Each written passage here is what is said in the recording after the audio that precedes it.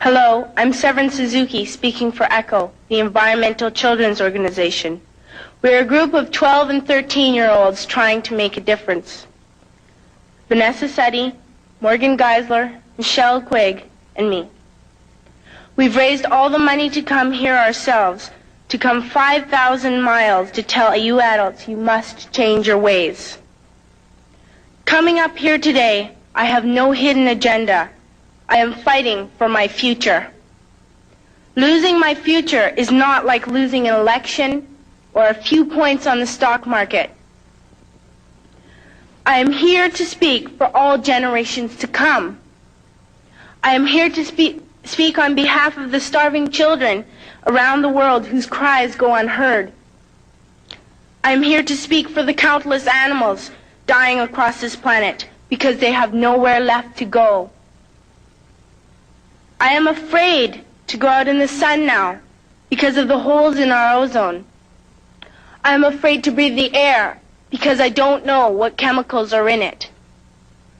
I used to go fishing in Vancouver, my home, with my dad, until just a few years ago we found the fish full of cancers. And now we hear of animals and plants going extinct every day, vanishing forever. In my life, I have dreamt of seeing the great herds of wild animals, jungles and rainforests full of birds and butterflies. But now I wonder if they will even exist for my children to see. Did you have to worry of these things when you were my age? All this is happening before our eyes, and yet we act as if we have all the time we want and all the solutions. I'm only a child, and I don't have all the solutions. I want you to realize, neither do you. You don't know how to fix the holes in our ozone layer. You don't know how to bring the salmon back up in a dead stream. You don't know how to bring back an animal now extinct. And you can't bring back the forest that once grew where there is now a desert. If you don't know how to fix it, please stop breaking it. Here, you may be delegates of your government, business people, organizers, reporters, or politicians, but really, your mothers and fathers, sisters and brothers, aunts and uncles, and all of you are someone's child. I'm only a child, yet I know we are all part of a family, 5 billion strong. In fact, 30 million species strong. And borders and governments will never change that. I'm only a child, yet I know we are all in this together and should act as one single world towards one single goal. In my anger, I am not blind, and in my fear, I am not afraid of telling the world how I feel. In my country, we make so much waste. We buy and throw away, buy and throw away, buy and throw away, and yet northern countries will not share with the needy. Even when we have more than enough, we are afraid to share. We are afraid to let go of some of our wealth. In Canada, we live the privileged life, with plenty of food, water, and shelter. We have watches, bicycles, computers, and television sets. The list could go on for 2 days. 2 days ago, here in Brazil, we were shocked when we spent time with some children living on the streets. This is what one child told us. I wish I was rich.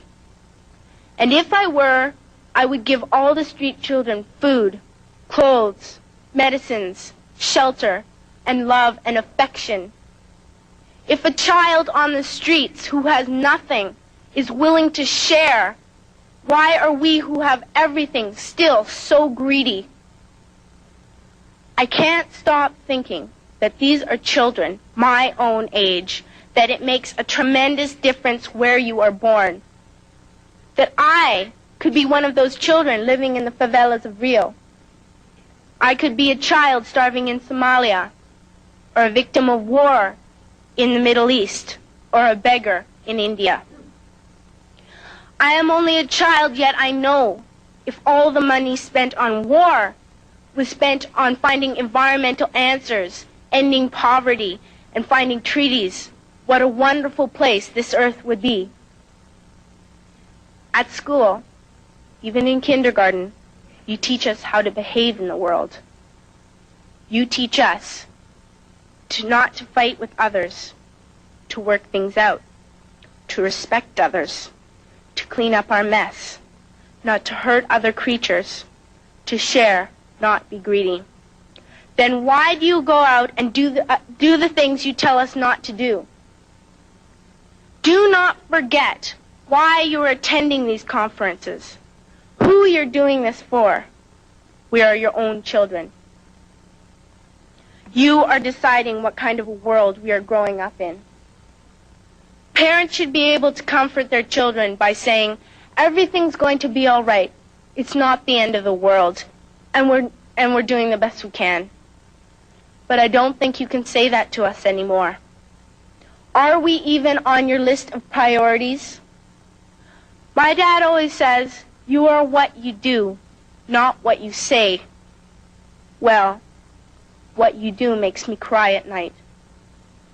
You grown-ups say you love us, but I challenge you, please, make your actions reflect your words. Thank you.